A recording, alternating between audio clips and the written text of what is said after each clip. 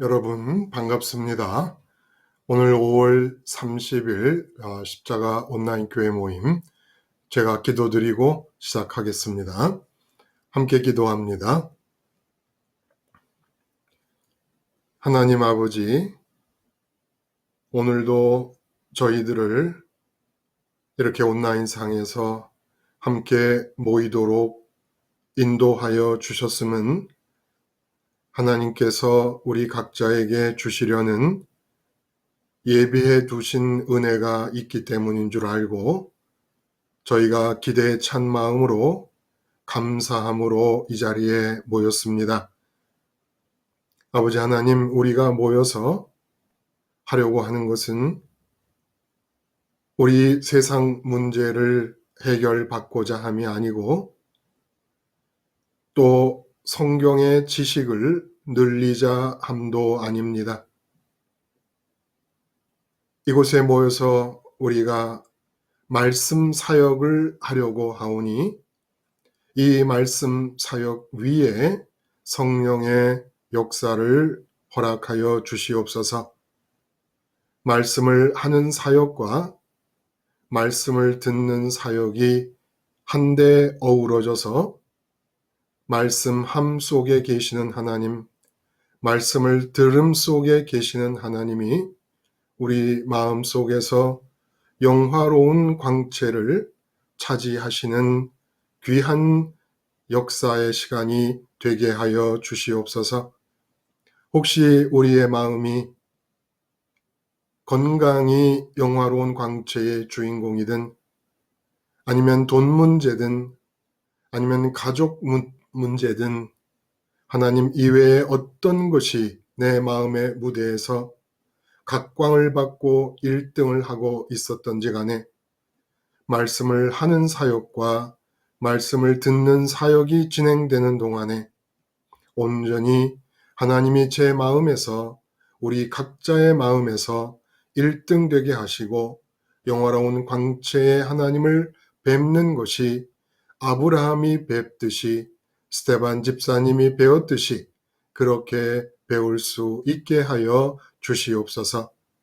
이 일을 위하여 우리 각자에게 성령께서 찾아오셔서 예수님의 이름으로 역사해 주시기를 간절히 바라오며 예수님의 이름으로 기도드리옵나이다. 아멘. 여러분, 오늘은 천상에서 땅으로 들이운 그림자의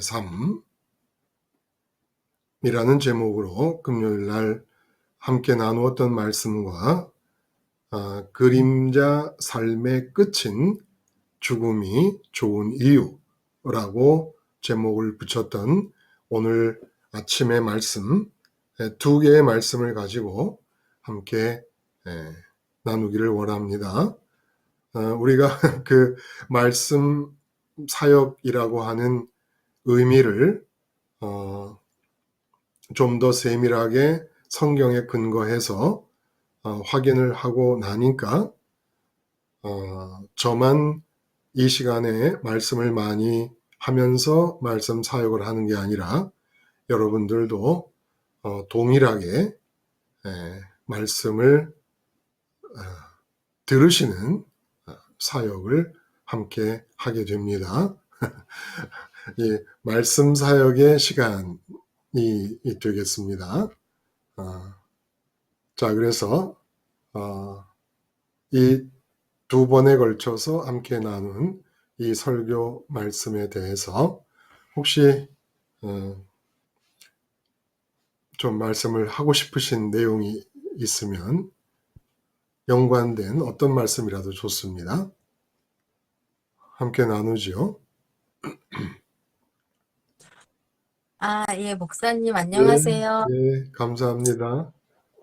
저는 이제는 그 그림자의 삶에 대해서, 네네.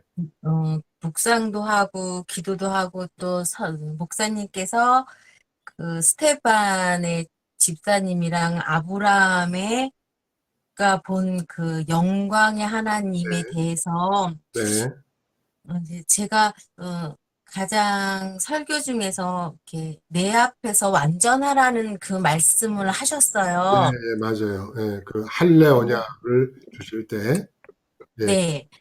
그래서 이 말이 정말 완전 이거는 뭐 우리한테 하라는 건가? 그냥 말씀만 이렇게 하는 건가? 너무 완벽하니까 이 말씀 자체가요. 예, 예, 우리가 어떻게 완전할 수가 있나? 음, 그러고 이 말씀은 이제 누구나 다 알고 계셨겠지만 저도 이제 이걸 노상 알고 있었죠. 근데 음, 이 완전하라는 게 음, 인자 예수님 안으로 들어가면은 완전해진다. 그러고 저기 하나님과 나 사이에 아무것도 없는 상태. 음, 하나님하고 저하고 아무것도 없는 상태를 만드는 길은 곧 인자 예수님 안으로 들어가는 그, 야만이 그게 되는데 네, 그러면 이제 제가 십자가를 생각하고 십자가를 의식하고 음, 항상 모든 사건에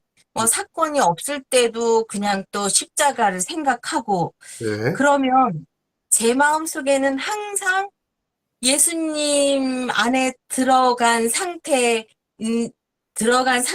때문에 네, 뭐 세상이 어떤 사건이 하고 나하고는 내가 예수님을 느꼈을 때, 아, 예수님이 내가 정말 나를 위해서 돌아가셨구나. 이거를 내 마음속에 깊숙이 받아들일 때는 그 음, 무엇도 끼어드는 적이 없었던 것 같아요. 예, 예, 그래서 그럴 때 그런 상태에서 내 생각이 나오고, 내 감정이 나오고, 왜냐면 내가 하나님으로 꽉 차 있으면 하나님 말을 할 것이고, 그렇죠. 또 하나님에 대한 또 성령님이 들어와서 또 감정이나 내 의지나, 그리고 또 내 몸으로 이렇게 어떤 일을 하시는 걸, 그래서 제가, 아, 그러면 제가 그렇게 내 나름대로 한다고 치자. 음, 그러면은 나는 완전한가? 음, 근데 제가 생각하니까 음, 완전하지가 않는 거예요. 내가 마음에 안 드는 거예요. 음, 왜냐면 완전하면 내가 조금 유쾌하고 통쾌하고, 맞아. 막 이래야 되는데, 음, 그 말하자면, 이게 완전한가? 이렇게 그 생활 속에서 제가 무슨 이렇게 뭐 이렇게 뭐를 작대기를 잡듯이 딱 음, 그런 걸 못 느끼는 거예요, 목사님. 그냥 열심히 십자가 생각하고 음, 어 그래 뭐 내가 어떤 사건이나 인물에 대해서 내가 막 판단하려고 하면 음, 십자가를 바라보고 주기도문으로 들어가고 그러면 이제는 그 주기도문으로 시작해서 나의 기도가 시작하면 이제 기도가 끝날 때 뭐 이렇게 제 나름대로의 마음이 꽉 찬 느낌이 들 거 아니에요. 음, 그래서 그러면 이게 요럴 때만 완전한 건가? 아니면 그냥 십자가만 바라봐도 완전한가? 그래서 제가 그게 의문을 갖고 목사님한테 여쭤봐야 되겠다고 생각을 했어요. 그러니까 그 나는 전능한 하나님이니 너는 내 앞에서 행하여 완전하라라고 할례의 언약을 주실 때 하나님께서 아브라함이 하셨던 그 말씀 중에 완전함이라고 하는 것이 도대체 실질적으로 내가 경험할 수 있게 이루어질 수 있는 것인가, 완전함이? 중요한 질문이에요. 그, 이 하나님이 내 앞에서 행하여 완전하라라는 얘기는 그 완전함은 아직 그 아브라함에게 무슨 모세에게서처럼 율법의 기준을 뭐 주셨다거나 행동을 재볼 수 있는, 측정의 완전의 기준으로 재볼 수 있는 어떤 그런 뭔가 뭐 정해진 규칙이나 이런 게 있었던 것은 아니었단 말이에요.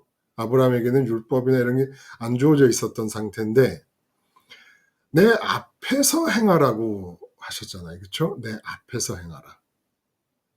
그러니까 이 하나님이 지금 아브라함에게 요구하는 완전함은 어떤 도덕적이고 윤리적인 아니면 인격적인 그런 어떤 완전함을 원하는 것이 아니고 일단 이렇게 완전함을 원하는 것이 아니라는 요 말씀까지 해놓고 제가 되질문을 해보면 김순희 님이 생각할 때 나는 완전하지 않다라고 느낄 때는 뭘 보고 내가 완전하지 않다고 느낀 겁니까? 완전하다고 그렇게 못 느낀 거는, 어, 음, 이제는 저는 십자가를 바라보고 세상은 끊임없이 들어오잖아요. 예, 예, 그렇죠. 그러면은 저는, 그 세상을 떠나려고, 별사하려고 어, 십자가를 열심히 보잖아요. 그렇죠. 그 과정이, 저는 그 과정이 세상은 들어왔는데, 나는 세상을 떠나야 돼 하는 그 과정 있잖아요. 음, 나는 음. 그 십자가 붙잡고, 십자가를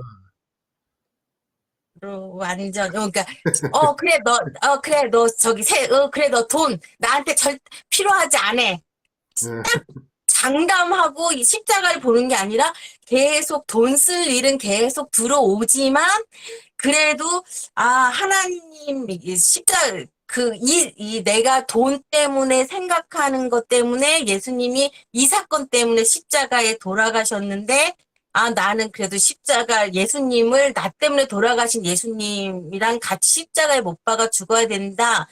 이런 게 생각의 교차가 있을 거 아니에요. 그렇죠. 근데, 그래서 저는 항상 이렇게 싸우고 있는데, 부딪히고 있는데, 이게, 그런 데도 있어요. 가끔, 이렇게 기도하고 그러면은 하나님이 꽉 차는 느낌도 들은 적도 있을 거 아니에요. 그렇죠. 예, 근데 그런 거보다 막 눈으로 보고, 막 귀로 들리고, 이 세상에 유체가 있으니까 계속 들어오면 저는 계속 십자가를 보는 그런 어떤 부딪힘 속에서 이게, 그냥 세상을 딱 떠나서 내가 진짜 예수님 저를 위해서 돌아가셨군요. 저도 같이 십자가에 못 박아 죽었습니다. 이게 이렇게 딱 정해져 있게 기도한 적은 별로 없거든요. 예, 알겠습니다. 그, 이제, 그, 완전함이라고 이제 하나님께서 말씀하신 것은 예를 들면, 어, 우리가 다 얘기했던 내용들이에요. 어, 말씀드린 대로 도덕적이고 윤리적이고 무슨 인격적인 완전함을 하나님이 지금 당장 아브라함에게 요구하시는 게 아니고 내 앞에서 행하라 그랬어. 내 앞에서 행하기만 하면 완전한 겁니다. 그러면 예를 들어 이제 그 김수희 님이 돈 문제를 얘기했으니까 돈 문제가 있다 그러면 돈 문제 앞에서 행하는 것과 하나님 앞에서 행하는 것 두 개를 놓고 생각해 보면 완전함이 뭔 줄 알게 됩니다. 돈 문제가 발생했을 때 돈 문제를 내 앞에 두는 것이라고, 내 앞에 있는 것이라고 생각한다. 한마디로 돈 문제와 내 마음 사이에 아무것도 끼어 있지 않은 채로 돈 문제가 내 마음에 가장 가까이 있는 것. 이게 앞에서 행하는 거라는 거예요. 이게. 그런데 아브라함 같은 경우 영화로운 광채 속에 하나님을 보고 출발했다고 얘기를 합니다. 그러니까 하나님이 지금처럼 계속 고향 본토 친척 아비집을 떠난 것도 고향 본토 친척 아비집 앞에 있는 게 아니라 그냥 하나님이 제일 가까운 거리에 있는 분으로서 하나님에 대해서 반응을 하는 겁니다. 그러니까 세상에 대해서는 반응하는 것으로 보이질 않지요. 세상이 어떤 환경이 되든지 간에 그 환경에 있는 사람으로서 그 환경에 대해 반응하지 않으니까. 그 환경보다 언제나 하나님이 영화로운 광채 속에서 마음에 제일 먼저 가까이 보이고 의식에 먼저 느껴지니까 그 의식에 가장 가까이 먼저 느껴지는 하나님에 대해서 반응을 했다는 겁니다. 근데 돈 문제가 보이면 완전한 것은 돈 문제 뭐 이렇게 해결하고 저렇게 해결하고 뭐 이런 거가 아니고 하나님, 이 상황에서 하나님으로 내가 있음을 느끼고 하나님만을 좋다고 하고 하나님만을 내가 소원합니다. 그리고 나서 돈 문제에 대해서 그 상태에서 어떻게 하든지 간에 그 하나님만을 좋음으로 소원하고 있는 그 상태가 유지되는 가운데 돈 문제 이제 어떻게 할 거예요? A라는 경우에는 이렇게 나올 수도 있고 B라는 경우에는 저렇게 나올 수도 있고 C라는 경우에는 똑같은 돈 문제라도 또 제3의 방법으로 나올 수 있잖아요. 그거 상관없다는 거예요. 어떤 문제든 어떤 대상이든 내가 네 마음에 먼저 느껴지는 상태만을 유지하라는 겁니다. 내 앞에서 행하라는 것은. 거기다 전능하신을 붙였습니다. 나는 전능한 하나님이니 내 앞에서 행하여 완전하라. 그 전능함을 붙이신 이유가 뭡니까? 어떤 문제가 생기고 어떤 대상이 생기더라도 그 대상을 먼저 어떻게 좀 내가 돌보거나 맡아서 일을 처리를 해야 될 것 같은 상황이 되더라도 내가 전능하니까 그럼 염려하지 말고 너는 무조건 나를 먼저 보라는 겁니다. 나를 먼저 보라는 거예요. 그래서 어떤 상황이 일어나도 하나님을 먼저 보면 너는 완전한 거야. 예를 들어 풍랑이 일었습니다. 근데 예수님은 하나님을 먼저 보시다 보니까 하나님을 먼저 본 사람답게 반응을 합니다. 근데 그 하나님이 누굽니까? 천지를 지으신 분이고 전능하신 하나님이십니다. 전능하신 하나님께서 당신이 예수님이 앞으로 하실 일이 남았는데 풍랑 때문에 당신이 무슨 어떻게 된다든지 죽게 하신다든지 할 일은 없습니다. 그래서 풍랑보다 하나님을 먼저 보고 반응을 하니까 잠을 주무십니다. 그러면 하나님이 뭐라 그러시냐면 예수님을 향하여 너는 내 앞에서 완전하게 행하고 있구나. 제자들은 어부들입니다. 어부들이니까 풍랑이 올 때 어떻게 행동해야 되는가를 누구보다도 잘 알고 있는 사람들이죠. 그래서 그 풍랑이 일 때 처음에 자기들의 힘으로 풍랑을 뚫고 나가 보려고 잔뼈가 굵은 그 바다에서 일어난 일이니만큼 거기에 반응해서 행동을 했습니다. 완전히 불완전한 겁니다. 완전히 불완전한 겁니다. 그러니까 하나님 앞에서 행하는 것은 지금 여기서 그렇게 행하면 어떻게 되느냐를 얘기할 수 없는 게 여러분이 직접 이 세상에 나가서 어떤 상황이 주어지고 어떤 문제가 주어지고 어떤 대상 앞에서라도 하나님 앞에서 행하는 일을 해봐야 그 다음에 어떤 일이 나타나는 줄 알죠. 실제로. 그러나 완전하다는 얘기는 무슨 그렇게 도덕적이고 윤리적이고 전문가적이고 어떤 문제가 생길 때 그 문제에 대해서 전문가적인 어떤 식견을 가지고 그거 문제를 풀어간다든지 이런 것이 아니라는 거예요. 하나님을 먼저 있다고 느끼고 있느냐. 그리고 내가 막 조급하게 반응해야 될 것 같은 모든 문제들에 대해서는 전능하신 하나님임을 믿고 주권자, 전능 속에는 무엇이든지 하실 수 있다는 얘기와 주권자라는 얘기가 같이 포함이 됩니다. 주권자가 아닌데 무엇이든지 할 수 있으면 무슨 요술 램프의 지니가 되는 거지요. 주권자이시면서 무엇이든 하실 수 있는 분이에요. 그러니까 나는 무슨 문제가 생기더라도 하나님을, 그 문제보다 전능하신 하나님을 먼저 보고 먼저 느끼고 먼저 느끼면서 나타나는 그 다음의 일이 어떤 건가는 여러분이 스스로 확인을 해보라는 거예요. 근데 그렇게 먼저 느끼기만 하면 완전하다는 겁니다. 다른 거 아무것도 하나님이 우리한테 요구하시는 게 없다는 거예요. 율법이라는 것도 결국 뭐겠어요? 하나님을 먼저 느낄 때라야만 나타날 수 있는 행동들이었다는 거예요.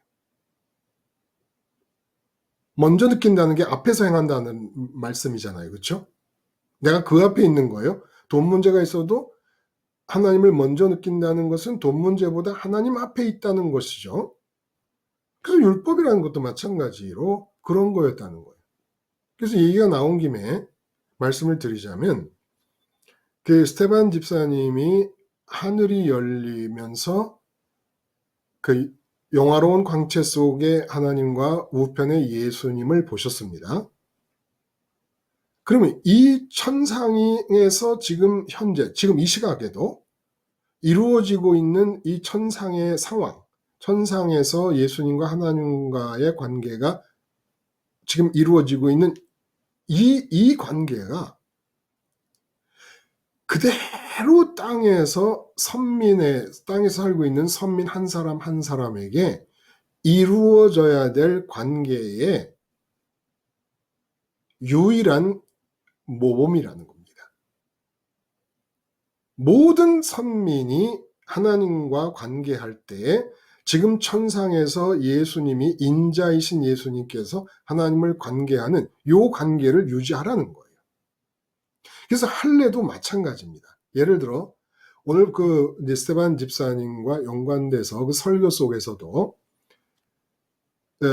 무려 설교가 53절까지 이어지지 않습니까?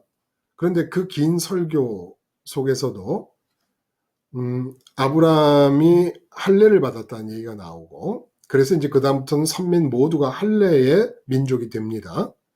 그리고 광야교회라는 얘기가 나옵니다. 광야교회. 그리고 성전의 얘기가 나오고 율법 얘기가 나오게 됩니다. 인물들로 말하면 요셉이 강조되고 있고, 아브라함 다음에 요셉이 강조되고 있고, 왜냐하면 출애굽의 얘기를 하기 위해서. 그 다음에 모세가 강조되어 있고, 다윗과 솔로몬 얘기가 성전과 연관돼서 나옵니다. 모세는 율법과 연관되고 출애굽과 연관되니까 나오고. 근데 할례, 광야교회, 성전, 율법, 이 모든 것들이 지금 스테반 집사님에게 하늘이 열리며 보이고 있는 천상의 상황, 하나님과 예수님과 우편에 계신다는 이 관계가 선민 개인에게 일어날 수 있게 하기 위한 조처였다는 거예요. 뭐가?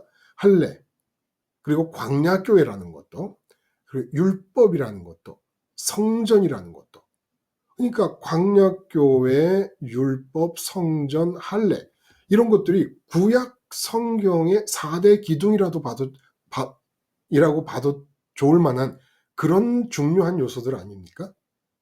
할례는 선민이라고 하는 정체성의 첫 번째 사건이고, 그래서 그 할례와 광야교회와 성전과 율법, 이것이 왜 천상에서 지금 벌어지고 있는 이 예수님과 하나님과의 관계를 위한 것인가? 라는 걸 다 이유를 설명할 수가 있다는 거예요. 할례도, 광야교회도, 그리고 광야교회라는 말을 스테반 집사님이 쓴 겁니다. 쓰신 단어예요. 성전도 율법도. 그리고 우편이라는 말은 꼭 이렇게 왼쪽 오른쪽 이런 공간 속에서 우리가 파악할 수 있는 그런 의미로만 보실 것이 아니라 우편에 계신 것이 맞겠죠. 근데 그 우편이라고 하는 뜻은 하나님과 예수님 사이에 아무도 끼어 있지 않았다는 것이고, 예수님이 하나님에게 가장 가까이 있던 분이라는 뜻이고, 예수님과 하나님 사이가 요한복음 10장에서 예수님께서 아버지와 나는 하나이라 라고 말씀하신 것처럼 사랑의 관계 속에서 하나임을 뜻한다는 얘기입니다. 그래서 모든 선민이 인자 사람의 아들이라는 별명을 가지신 예수님 안에 들어가서 하나님과 요 관계를 가지라는 거예요. 이게 간단하죠. 구약도 신약도 지금 스테반 집사님에 의해서 보여지고 있는 천상의 관계가 각자 내 관계로 만들라는 겁니다. 이게 다예요. 자, 그러면 할례가 왜 이 관계를 위해서 필요한 걸까요? 천상에서 인자이신 예수님과 하나님이 가장 가까이 그 사이에 아무도 끼어 있지 않은 상태로 하나가 되는 사랑의 관계로 관계를 하고 있는데, 요 관계에 아브라함이 참여하고 선민들이 참여하기 위해서 왜 할례가 필요한 것입니까?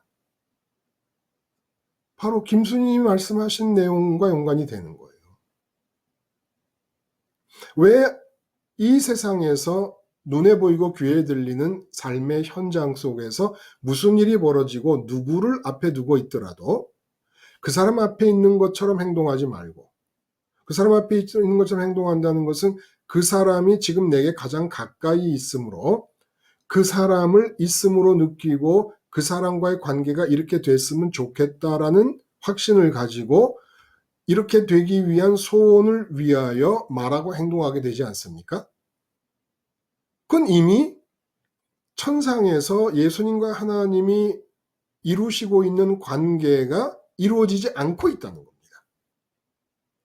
그러니까 몸의 흔적을 너희가 갖고 다니면서 잊지 말아야 될 것은 너희 몸에 붙어 있는 흔적이니만큼 비유적으로 너희 마음에 하나님께서 붙어 있듯이 그렇게 기억하라는 거예요. 할례의 흔적은 하나님을 가리키는 것입니다. 하나님이 내 몸에 붙어 있는 것처럼 여기라는 거예요. 그렇게 가깝게 우선해서 관계하라는 겁니다. 이게 하늘에서 예수님과 하나님이 이루시는 관계를 위해서 예수님의 자리에서 아브라함이 계속해서 하나님을 관계하고 아브라함의 후손들이 선민으로서 예수님의 자리에서 하나님을 각자가 이렇게 관계할 수 있게 하기 위한 조처였다는 거예요. 할례가. 항상 내 앞에서 행하는 나를 먼저 기억해라. 돈 문제가 있어도 나는 돈 문제 앞에 있는 게 아니라 하나님 앞에 있는 것이고, 사장님 앞에 있어도 나는 사장님이 아니라 하나님 앞에 있는 것이고, 그렇게만 하면 완전하다는 거예요. 네가 할 건 다 했다 이거예요. 완전하다는 뜻은. 더 이상 너한테 뭘 내가 바라지 않는다는 겁니다. 응? 너는 그냥 이 세상에 눈에 보이고 귀에 들리는 것이 어떤 상황이 되든지 간에 그것 앞에서 행한다고 해서 그것과 네 마음과의 관계를 예수님과 하나님이 관계하듯이 그렇게 하지 말라는 거예요. 아내를 마주보고 있으면 예수님이 하나님 관계를 마주보고 있듯이 아내가 가장 가까이에 있고 아내와 나 사이에 아무것도 끼어들지 않은 채로 그렇게 관계하지 말라는 겁니다. 그러면 불완전하다는 거예요. 네가 아무리 잘났어도 아내에 대해서 훌륭한 남편 노릇을 하고 돈도 많이 벌어오고 아내를 지극히 사랑하고 가정을 잘 꾸리는 세상적으로 너무나 완벽한 남편이라도 네 마음에 예수님이 하나님을 대하듯이 그렇게 네가 아내를 대하면서 아내와 너 사이에 아무도 끼어 있지 않게, 그래서 아내와 네 마음 사이가 가장 가까운 위치를 유지하고 있다면 너는 땡 불완전하다는 겁니다. 그러나 네가 못났고 돈도 못 벌어줘서 맨날 바가지 긁히고 있고 이렇지만은 아내를 대할 때 정말 순교하는 마음으로라도 아내보다 하나님이 먼저 있음을 느껴서 예수님이 하나님을 대하듯이 그렇게 이 땅에서 아내가 있는 앞에서 하나님을 대한다면 너는 세상이 어떻게 보고 네 아내가 얼마나 우습게 여기더라도 너는 완전하다는 겁니다. 네가 할 건 다 했다는 거예요. 근데 아무리 훌륭한 남편 노릇을 세상적인 기준으로 했다 하더라도 모든 면에서 완벽해도 너는 완전히 불완전하다는 겁니다. 그러나 모든 면에서 세상적인 기준으로 불완전하더라도 어떤 대상 앞에서라도 예수님이 하나님을 대하듯이 하나님을 먼저 생각해서 예수님 자리에서 하나님을 대한다면 너는 그 다음에 아무것도 안 해도 된다는 겁니다. 네가 할 수 있는 건 다 있기 때문에 그 다음엔 전능한 여호와인 내가, 전능한 하나님인 내가 그 다음 단계의 네 삶에 대해서는 내가 알아서 하겠다는 거예요. 아, 쉽잖아요. 몰라서 그러지, 몰라서. 응? 몰라서. 완전하기가 제일 쉽습니다. 완전하기.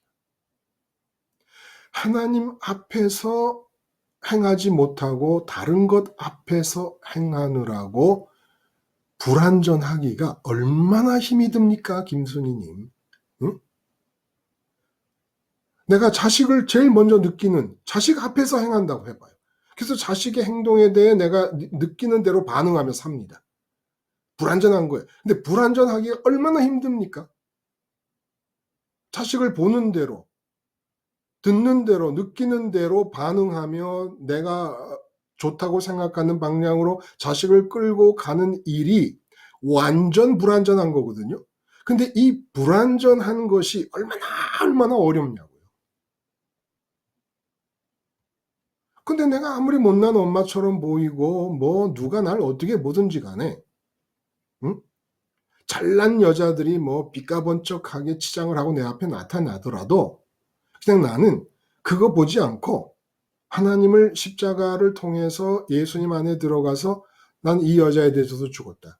이 여자가 지금 치장하고 있는 명품들에 대해서 다 죽었고. 그래서 나는 하나님만 소원한다.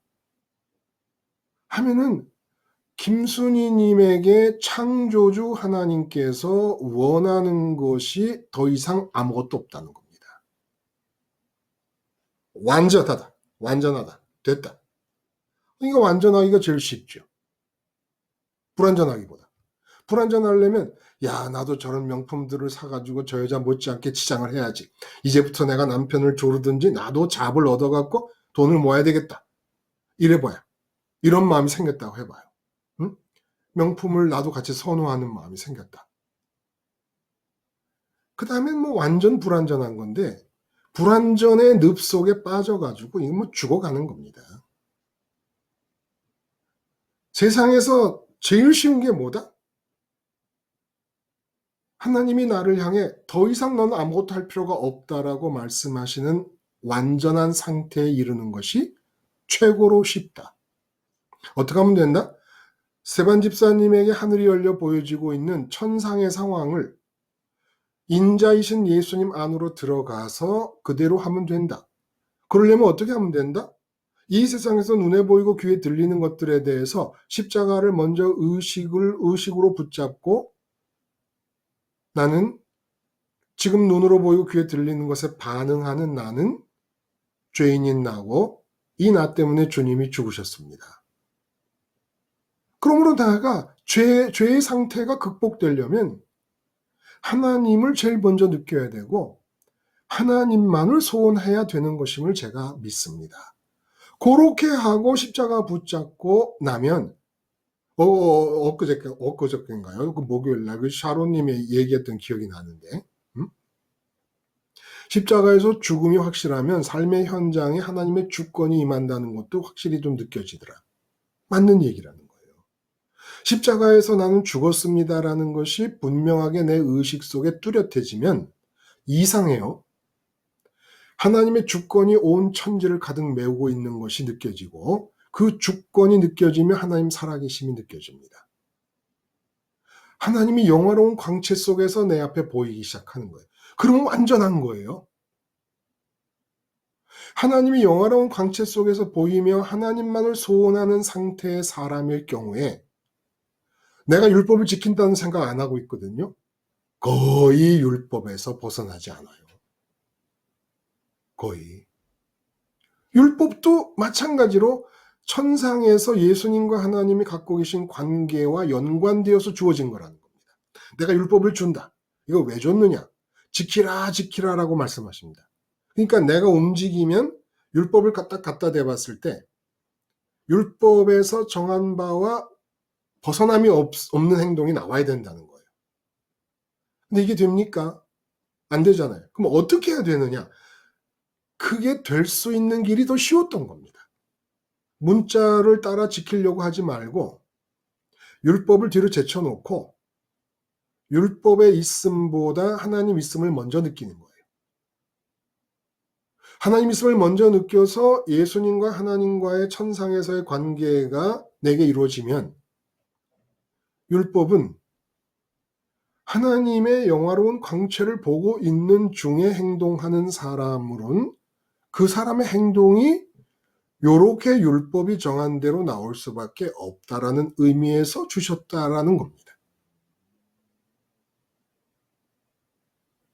그럼 광야교회는 뭐예요? 광야교회. 광야교회는 천상에서 예수님과 하나님과의 관계, 그 사이에 아무도 없고 하나님께 가장 가까이 있어서 하나님의 영화로운 광채가 늘 보여서 하나님만이 마음의 무대에서 각광을 받으시는 1등 주인공이 되시는 그런 관계. 이 관계를 위해서 광야교회의 의미는 무엇일까요? 전부 지금 그걸 위한 거예요. 예수님과 하나님과의 관계 속에서 인자 예수님 안에 내 마음이 들어갔을 때 하나님과 관계하는 요 상태를 위해서 할례도 주어지고 율법도 주어지고 광야교회의 경험도 하게 하시고 성전도 주어졌다는 겁니다. 그러면 광야교회의 의미는 뭐겠습니까? 어떻게 천상에서 예수님이 하나님을 관계하는 요 관계가 나의 관계가 될 수 있는 일과 관련이 되겠습니까? 광야교회. 왜 관련이 되겠죠? 그 내용과?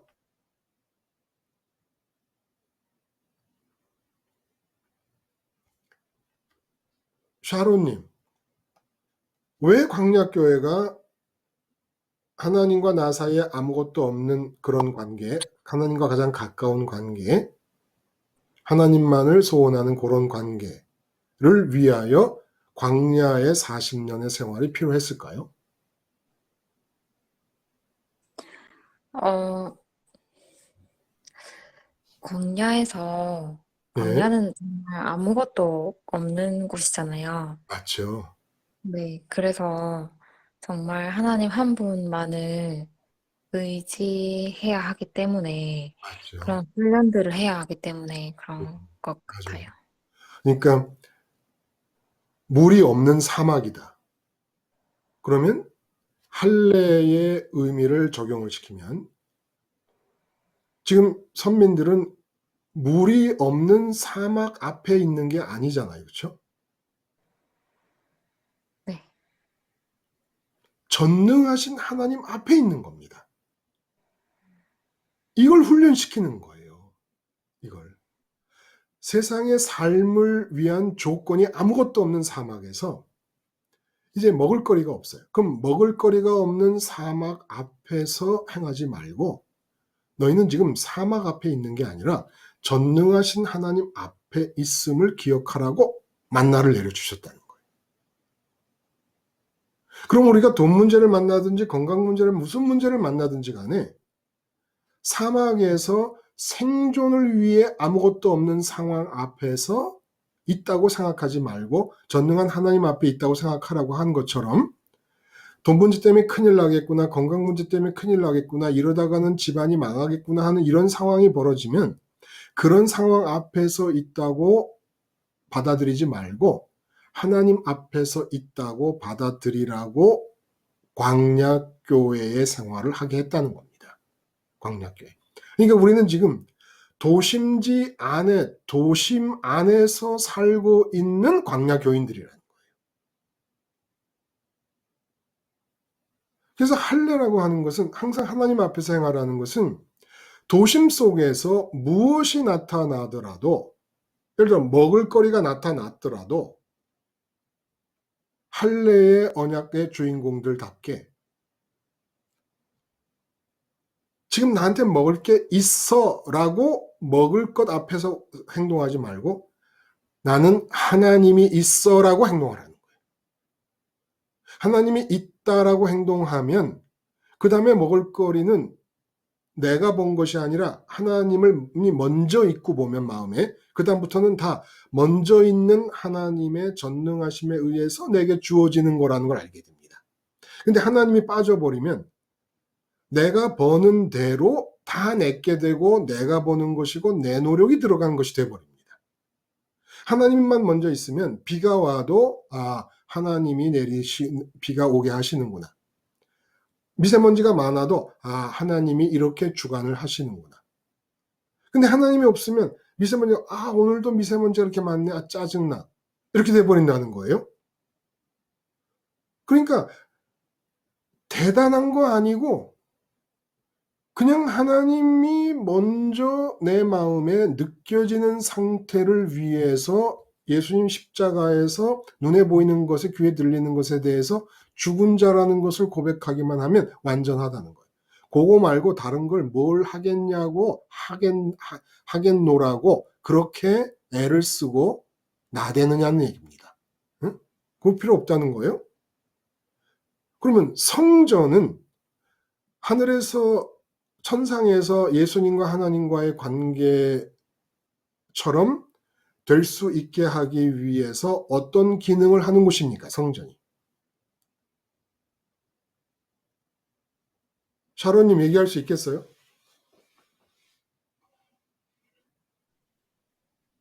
어, 성전이요? 성전. 할례도 그랬고 광야교회도 네. 그랬고 율법도. 네. 그럼 성전은? 음,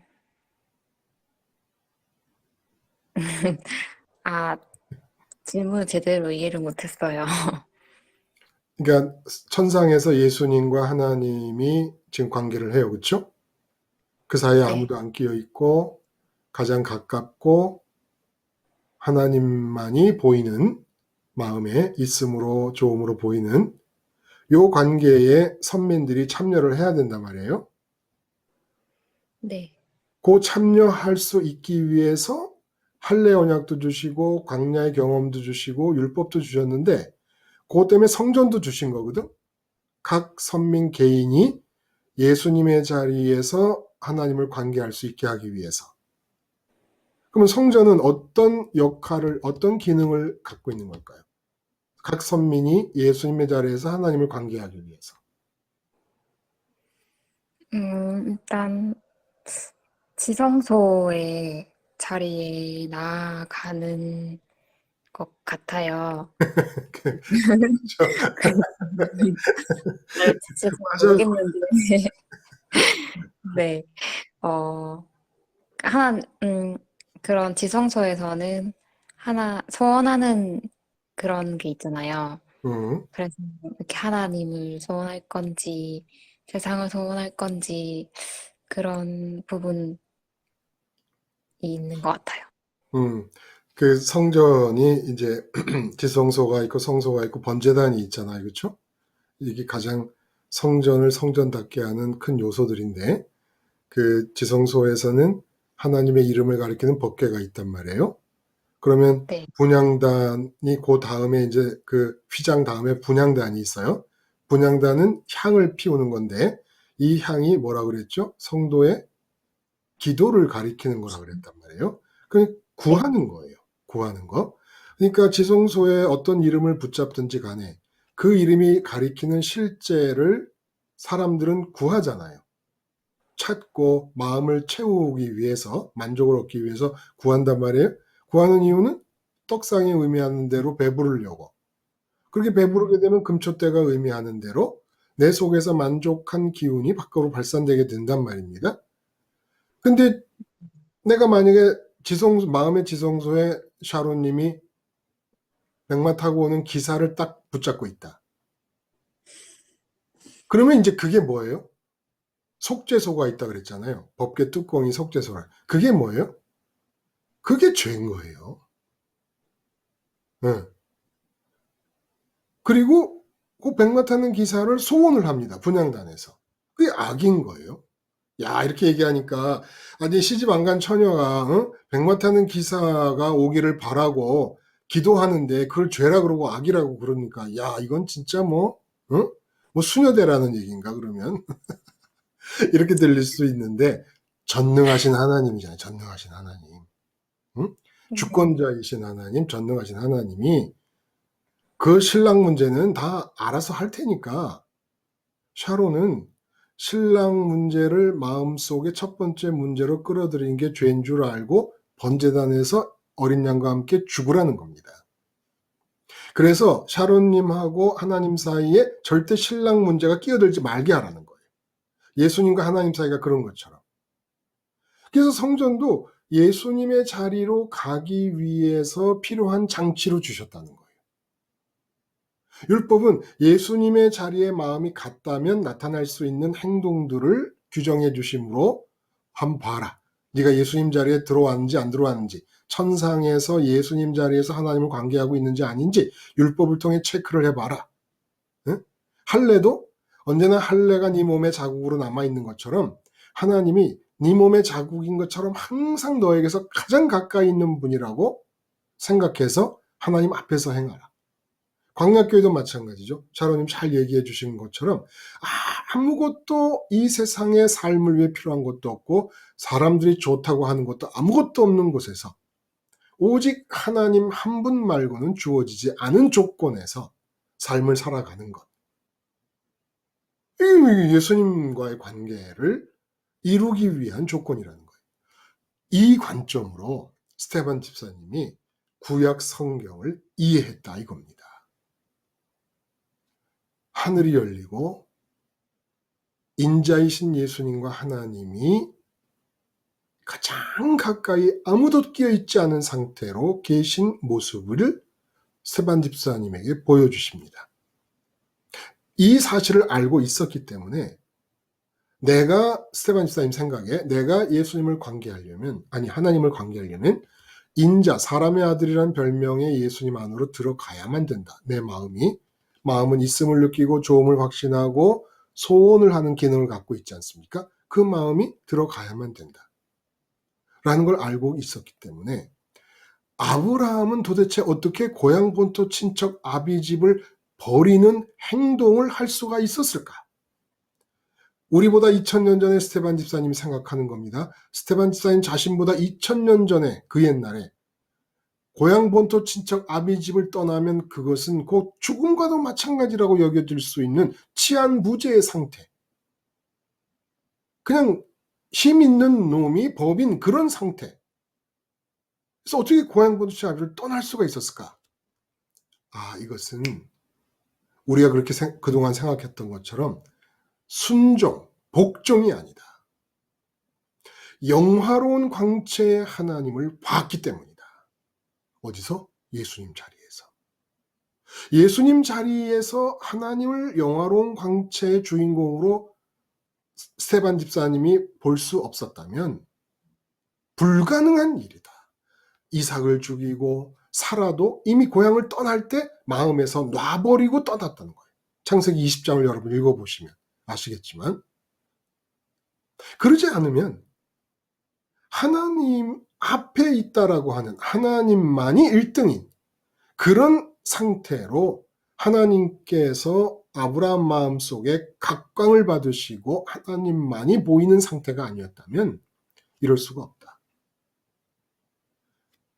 믿음의 조상 아브라함이 예수님 자리에서 하나님을 보았고 그 그림자가 땅에 비친 것이 고향 본토 친척 아비집을 떠나고 사라를 버리고 이삭을 버린 거였다면 마음에서 요셉은 어떨 것이며 모세는 어떨 것이냐, 성전은 무엇이고 율법은 무엇이며 광야교회 경험의 의미는 무엇이고 할례의 의미는 무엇이냐.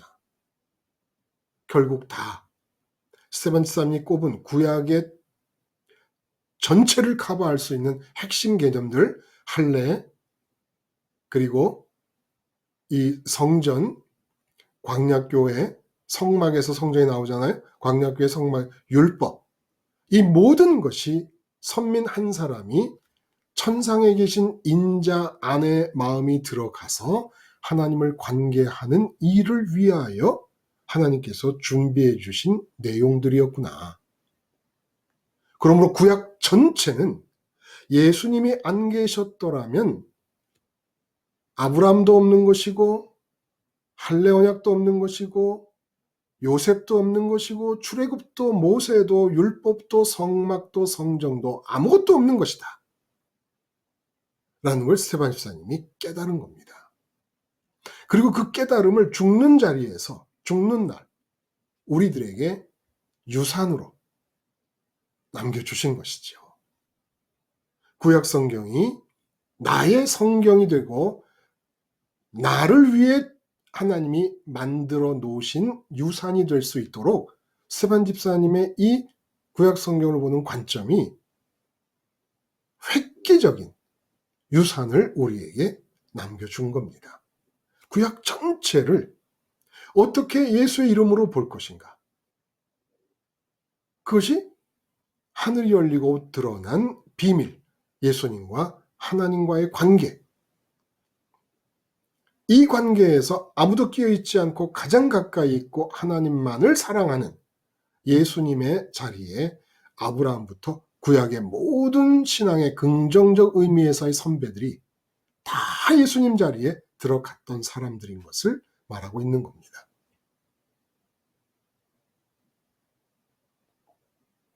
그 할례 얘기를 하다가 얘기가 여기까지 흘러왔는데 같은 내용이니까요. 같은 내용이니까. 혹시 또 말씀에 대해서 뭐 지금 어차피 다 얘기가 되고 있어요. 말씀에 대해서 하고 싶은 얘기가 있는 분이 혹시 계실까요? 들어보고 없으면 계속 그냥 나가고 그래도 한번 들어보면 좋잖아요. 그렇죠? 말씀을 들으시고 안녕하세요, 목사님. 예예. 아 네, 장로님 예예. 네. 지금 이제 쭉 얘기를 이제 듣고서 이제 어제와 오늘 저한테 있었던 이제 그 삶의 현장에서 일어났던 굉장히 긴박하다면 긴박할 수 있는 삶의 현장에서 그래도 예. 어, 하나님이 그 첫 번째 내 마음속 있음의 느낌과 좋음의 확신을 가지고 제 네. 마음에 1등의 자리에 계셔 주심으로 인하여 이렇게 하나님께서 그러니까 그 긴박한 상황들 가운데에서 제가 할 수 있었던 건 첫 번째로 하나님이 보였기 때문에 제가 할 수 있는 건 아무것도 없었는데도 불구하고 그 하나님이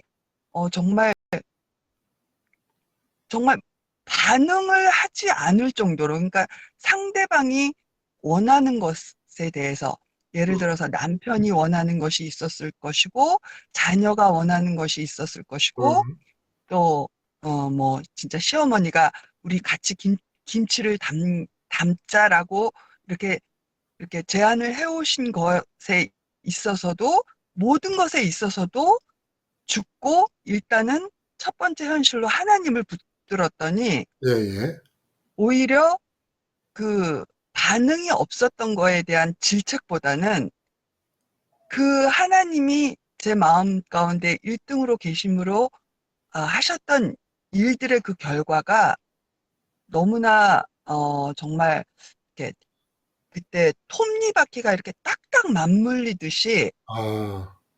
네, 그런 일들을 어제, 오늘, 뭐 금요일 말씀 들은 이후로 이렇게 계속해서 경험하면서 지금 방금 전에 말씀하셨던 완전하라는 것이 정말 율법적으로나 뭐 이런 것으로 완전한 게 아니라 정말 어떤 상황에서도 그 천상의 그 하늘이 열리고 그 영광의 하나님과 그 인자 예수님의 그것만 떠올렸던 것 같아요. 어떤 그 제안을 받고 이렇게 하자 저렇게 하자 뭐 하자 거기에서 다 죽고 오로지 그것만 떠올렸더니 그러면은 저의 반응은 없을 거 아니에요. 그렇죠. 그 사람들이 기대하는 반응이 있었을 텐데 내가 그렇죠. 예, 예. 예, 저의 우리가 반응이 없었는 네네. 김장하자, 뭐 김치를 담자 그러면 며느리로서 어떻게 그렇죠. 행동해야 된다라는 기대가 있을 텐데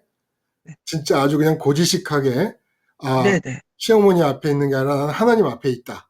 그렇죠, 그렇죠. 천상의 상황을 떠올리면서 예수님 십자가 네네. 하고 그 인자 예수님 안에서 하나님을 네네. 됨으로 시어머니보다 하나님이 더 가까이 있다 했는데 그러면 저한테 나오는 반응은 무반응이었으면은 그들이 화가 난다던가, 쟤 왜 저래? 그렇지. 이랬어야 되는데, 마치 어, 예, 돌멩이가 친 예. 것처럼 그 전체 분위기가 그 장경님을 너무 반전이 되는 바가지가 거예요. 되는데 그렇죠? 네네. 근데 그걸 어제, 금요일 말씀부터 어제, 오늘 굉장히 긴박한 상황이 많았어요, 사실. 음, 예, 예. 그랬는데, 근데 오히려 그 너무나, 상황이 이제 그 네, 상황이 장경님이 하나님을 제일 먼저 계신 분으로 봄으로써 톱니바퀴 말씀하신 것을 미루어 얘기해 보면 오히려 장경님을 중심으로 분위기가 돌아가 버렸습니까? 그렇게 얘기할 수 있을까요?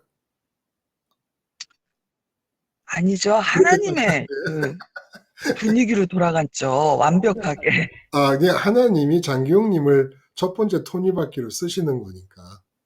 네. 아, 네. 내가 중심이 된다는 뜻이 아니라. 네네. 자, 지금 말씀하신 것처럼 네. 그 천상의 상황이 나의 상황이 된 다음에 어떤 일이 일어나는가는 누구도 얘기해 줄 수가 없죠. 본인들이 직접 해보고 경험을 하실 수밖에 없는 상황인 것은 틀림없어요. 근데 이제 제가 아까도 이렇게 말씀을 드렸지만 장경님은 그거를 이미 가정과 어쨌든 이틀 지나가는 동안에 삶의 현장에서 반복해서 경험을 하셨군요. 네, 아주 참 너무 많이, 이게 정말 이거구나. 광채, 네네. 이거구나. 그, 예, 광채 하나님, 영광의 하나님 안에 있다라는 게 꼭 무슨 반응이 전혀 없어도, 이런 결과가 올 수 있구나. 정말 제가 막 전쟁터 같이 막 그들의 원하는 것에 막 휘둘릴 수가 있는 상황인데도 불구하고 그렇죠. 너무나 예, 평온한 거예요, 마음이. 음, 네네. 그, 그걸 느끼면서, 예. 그렇죠. 딱 그래야 되는 거죠. 뭐 광풍, 그 가족의 광풍 속에서 네네네. 잠을 주무시고 계셨던 상황이네요. 그렇죠? 그러게요. 너무 감사했어요. 그렇군요. 그래서 그 영화로운 광채의 하나님을 내 마음 사이에 아무것도 두지 않고 가장 가까이 하나님을 뵙는 거기 때문에 그 영화로운 광채라고 하는 빛 아닙니까? 영광의 하나님이 보이는 것도 그렇고 스테반 집사님이 본 것도 그렇고 그 빛을 의식해서 그림자라는 비유를 여러분에게 지금 연이어 말씀을 드리고 있는 겁니다. 응? 빛이기 때문에 하나님께서 그래서 그 빛이 있으면 반드시 이제 그림자가 생기는데 이 그림자라고 하는 비유가 그 신앙의 진리를 겉으로 드러내서 알기 쉽게 설명해 주는 부분들이 많이 있더라는 거예요. 이 비유를 통하면 이 비유의 망원경을 통하면 잘 안 보이는 그런 영적인 비밀과 영적인 팩트들이 아주 크고 확대돼서 보이더라는 겁니다. 그래서 그림자의 비유를 제가 연이어서 스테반 지사님과 연관지어서 말씀을 드린 거예요. 왜 그렇다? 영화로운 광채로 하나님을 영광의 하나님. 영광의 하나님은 그 말대로 영화로운 광채의 하나님 아닙니까? 그러니까 스테반 집사님이 하나님을 뵌 것은 그리고 아브라함이 하나님을 뵌 것도 스테반 집사님이 생각하기에는 빛의 인격체로 본 겁니다. 그러니까 빛의 인격체로. 그런데 말씀드린 대로 하나님의 이름을 불러도 얼마든지 빛이 바랜 하나님을 이름을 부르고 하나님에 대해 엄청나게 많은 지식을 가질 수도 있습니다. 빛이 바래고도. 예를 들어 내가 신학대학교의 교수인데 이제 얼마 뒤에 신학대학교의 총장이 되고 싶은 마음이 잔뜩 합니다.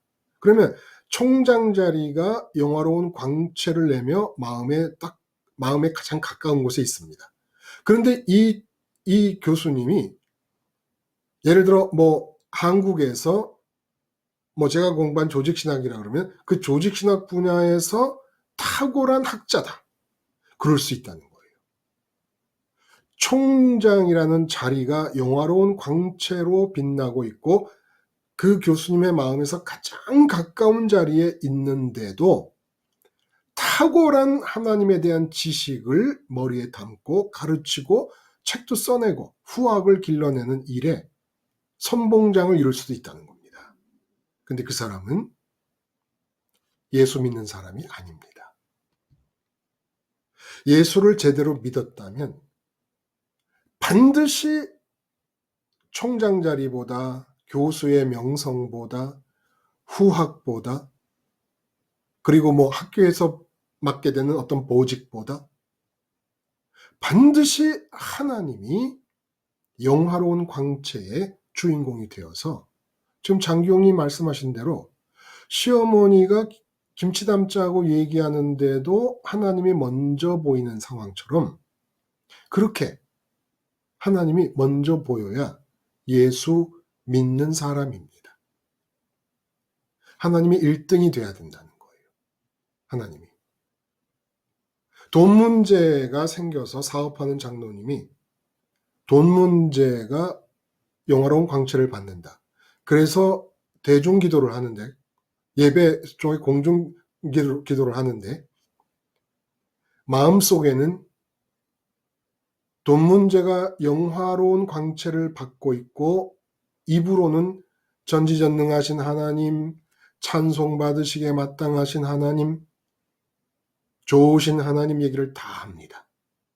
그 장로님은 예수 믿는 게 아닙니다. 예수를 믿었다면 예수님 안으로 마음이 들어갔고 있음을 느끼고 좋음을 확신하고 소원을 하는 이 마음의 기능이 예수님 안에 들어가면 하나님만이 대상이 됩니다. 하나님만이. 예수 믿는 게 뭡니까? 왜 예수 믿습니까? 하나님만이 영화로운 광채의 주인공이 되실 수 있는 마음의 관계를 위해서 예수 믿는 거예요. 내 마음이 하나님만이 영화로운 광채의 주인공이 돼야 되는 거예요. 근데 유대교가 뭐였습니까? 완전히 빛바랜 하나님. 바리새인들은 돈을 좋아합니다. 사두개인들, 대제사장들은 자기네 기득권과 실세를 유지해 나가려고 합니다. 현세가 단줄합니다. 아니 하나님은 하늘에 계신데 현세가 단줄하면 어떻게? 그런데도 유대교라고 하는 종교가 유일신 여호와 하나님을 믿는 종교로 번듯하게 지금까지도 유지가 되고 있습니다. 지금까지도. 무서운 얘기지요. 응? 예수 믿는다고 하는데 하나님이 영화로운 광채의 주인공이 아니고 빛바랜 하나님이 되어버리면 예를 들어 남편을 좋아서 남편이 영화로운 광채의 주인공이 될 수도 있지만 남편이 싫어 죽겠다. 그래도 영화로운 광채의 주인공이 됐습니다. 싫은 남편만 보이는 거예요. 남편이 없어졌으면 좋겠다. 남편하고 이혼했으면 좋겠다. 귀신들은 우리 남편 안 잡아먹고 뭐하나? 남편이 싫어 죽겠어요. 그래서 남편이 싫어서 많이 보여. 원수도 원수라서 많이 보여. 첫 번째로 보여. 그러면 그 원수가 1등 한 거예요.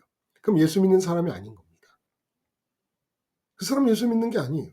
그래서 거듭 말씀드리지만 좋아서 1등 할 대상들인 가족들은 원수로 생각하라고 하시고 싫어서 1등 될 원수는 사랑하라 하신 겁니다. 1등 못 되게 하려고. 원수 사랑이 원수를 위한 게 아니에요. 원수가 내 마음에서 1등 하는 것을 막으시려고. 그래서 어떻게든 내 마음에는 하나님이 1등 하셔야 돼요. 어떤 상황에서든지. 하나님이 1등으로 보이는 상황까지만 하면 완전한 거라는 겁니다. 더 이상 너한테 아무것도 안 바라겠다는 거예요. 왜냐하면 너한테는 능력을 기대할 필요도 없다는 거예요. 지식을 기대할 필요도 없다는 거예요. 왜냐하면 내가 전지전능하니까. 너는 내가 제일 먼저 있다는 것만 인정하고 제일 먼저 있음으로 보기만 하면 네가 인간으로 살 수 있는 일은 완벽하게 한 것이니까 너의 지식과 너의 능력은 필요도 없다. 내가 전능하니까, 전지전능하니까. 그리고 내가 주권자니까, 내가 창조주니까, 네 삶은 내가 알아서 하는 것이니까 넌 상관이 없다. 네 능력? 그거 어디다 써? 네 지혜, 네 지식을 어디다 쓸 거야?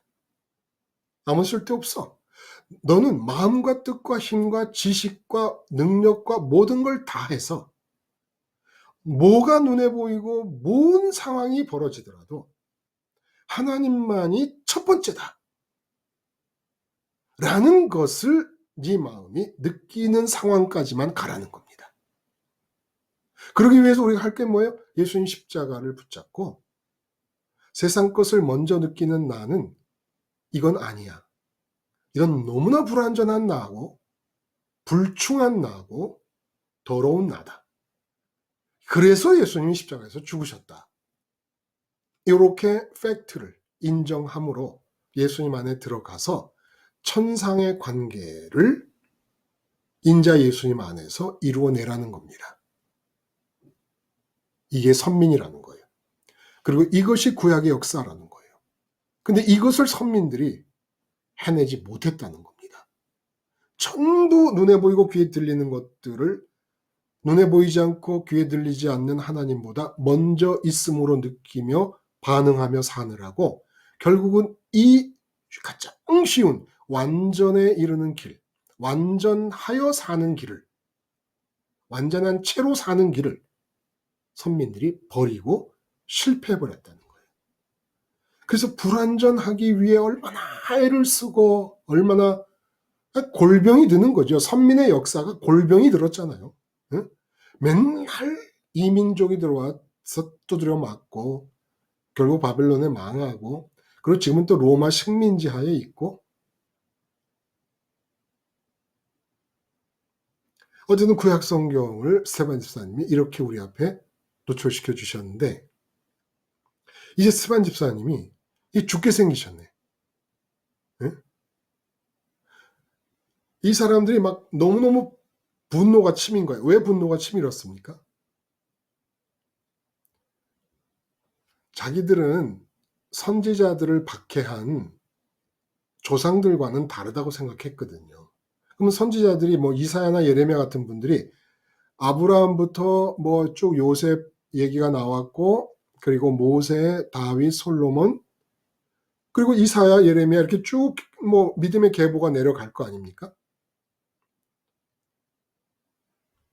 그럼 자기들은 이쪽 편에 서 있었다고 생각한 거예요. 이사야, 예레미야 이쪽 편에.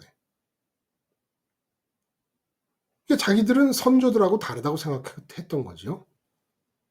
근데 이사야, 예레미야, 솔로몬, 다윗 이렇게 쭉 그 계보가 전부 예수 안에 들어 있었던 겁니다. 성전의 존재 이유도 예수 안에 있었고 율법의 존재 이유도 예수 안에 있었고 할례의 의미도 궁극적으로 예수님 안에 있었던 거예요. 근데 자기들이 지금 예수를 거부하네.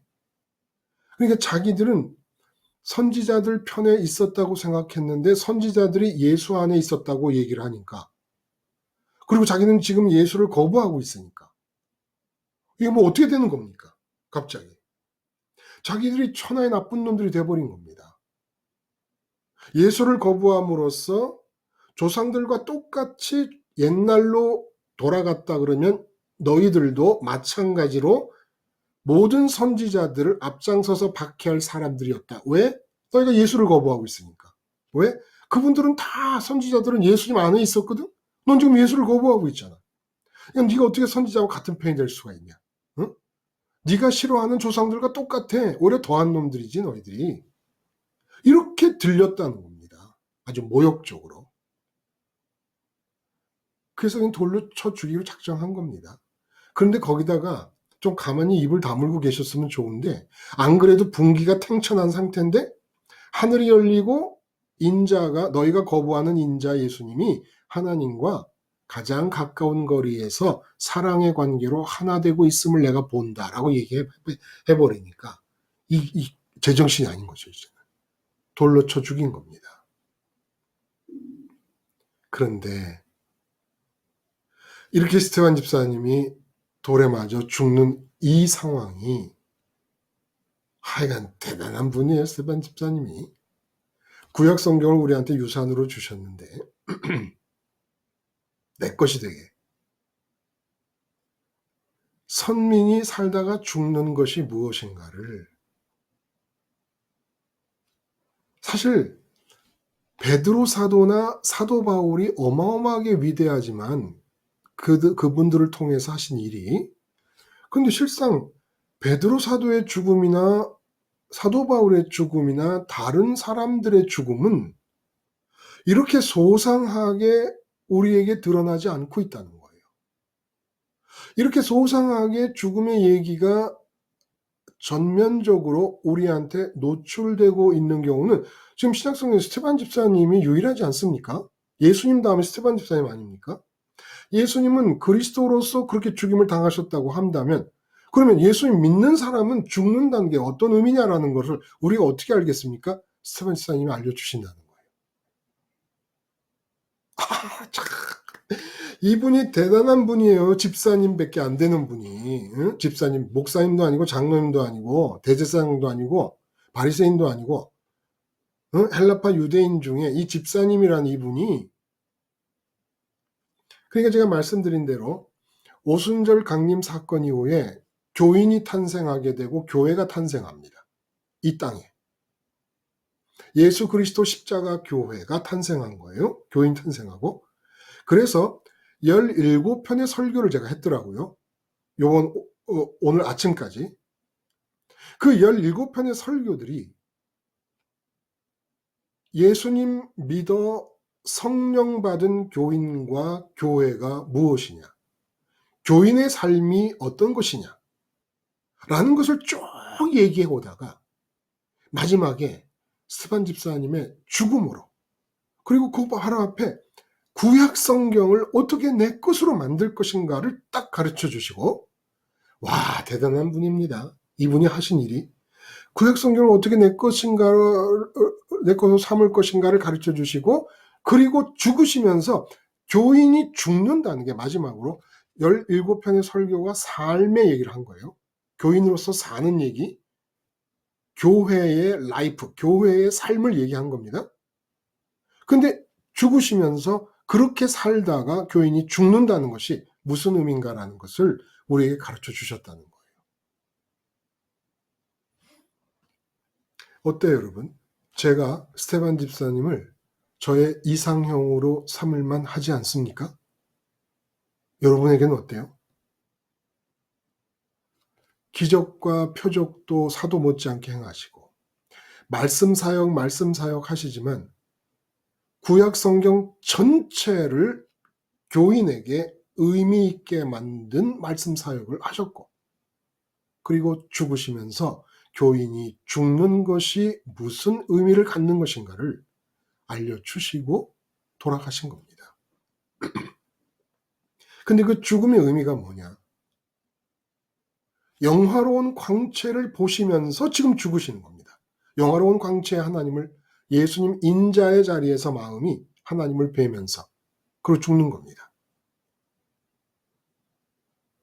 영화로운 광채를 보면서 죽는 것이니까 그림자가 없어지는 거예요. 이제 천상의 인자 예수님의 자리에 스테반 집사님의 마음이 들어갑니다. 하나님을 뵙습니다. 하나님을 뵙고 있는 동안에 영화로운 광채가 스테반 집사님의 마음을 비추시면서 이 땅에 그림자가 나타난 것이 기적과 표적을 행하시고 지금 이렇게 말씀을 행하시는 일로 이 땅에 나타나는 거예요. 근데 이게 그림자라고 한 것은 스테반 집사님이 이 땅에서 어떤 기적을 행하시고 어떤 표적을 행하시고 어떤 사역을 하셨어도 스테반 집사님의 마음에 실제의 세상, 실제의 세상이 뭡니까? 마음이 있음으로 느끼고 좋음으로 확신해서 소원까지 하는 것이 실제의 세계인 거예요. 스테반 집사님 자신에게. 이 땅에서 무슨 일이 일어나더라도 하늘의 빛이신 하나님이 마음과 만나면서 만들어지는 그림자 세계의 역사인 것이지, 스테반 집사님 개인의 마음에는 실제 세계에서 일어나는 일이 아닌 겁니다. 오직 실제 세계는 천상에서 예수님 안에서 하나님만이 실제의 실체로 느껴지고 있는 거예요. 하늘만이 현실로 느껴지고 있는 겁니다. 인자 예수님이 아버지 하나님을 지근해서 만나시고 그 가운데 아무도 없는 상태에서 만나시고 아버지와 나는 하나이라 말씀하신 대로 사랑의 관계를 이루고 있는 지금 현재 천상의 상황이 스테반 집사님에게 현실인 거예요. 그 천상이 현실이기 때문에 천상의 상황이 현실이라는 현실감이 강하면 강할수록 이 땅에서 일어나는 그림자의 역사도 강한 거예요. 결국은 유무상통이 왜 일어납니까? 예루살렘 교회 교인들이 예수님과 하나님이 만나고 있는 이 천상의 상황을 강력하게 현실로 느낀 겁니다. 그게 현실이니까 이 땅에서 내 주머니를 열고 돈 가져가라 소리가 나온 거예요. 돈 필요하면 가져가라고. 그게 현실이니까. 그게 실체요 현실이니까 천상의 상황이 이 땅은 그림자라는 겁니다. 그림자라는 비유는 두 가지 면에서 영화로운 광채이신 하나님과 내 마음이 만난다. 그러면 빛과 만날 때 그림자가 생기지 않습니까? 그래서 이 땅의 육체의 삶이라는 것은 내 마음이 천상에서 하나님을 만나고 있는 동안에 빚어지는 여파예요, 여파. 그림자가 빛과 만날 때 생기는 여파인 것처럼. 여파, 여분의 파장이라는 겁니다. 진짜 중요한 일은 마음이 하늘에서 하나님을 만나는 게 중요한 일인 거예요. 마음이 하늘을 현실로 느끼는 겁니다. 유일한 현실로 느끼는 거예요. 그렇게 해서 빛을 만나고 있으니까 이 땅에는 그림자로서의 삶이 진행된다는 겁니다. 어떤 일이 일어나도 그림자의 세계예요. 여기에는 현실이 아닙니다. 스테반 집사님에게는 천상이 현실이에요. 천상이 현실이에요. 그래서 베드로도 나그네의 삶을 주장하게 됩니다. 지나가는 거라는 거예요. 나그네라는 것은 이 땅은 그냥 지나가는 거라는 거예요. 그림자가 땅을 지나가듯이 그렇게 지나가는 거라는 겁니다. 사도 바울도 말씀드렸듯이 빌립보서 1장이라든지 고린도 후서 등에서 지금이라도 몸을 떠나 이 그림자의 세계를 완전히 벗어나서 주님 안으로 들어가면 좋겠다. 자, 여기서 밝혀지는 죽음의 비밀이 뭡니까? 내 영혼을 받으시옵소서. 주 예수여, 내 영혼을 받으시옵소서.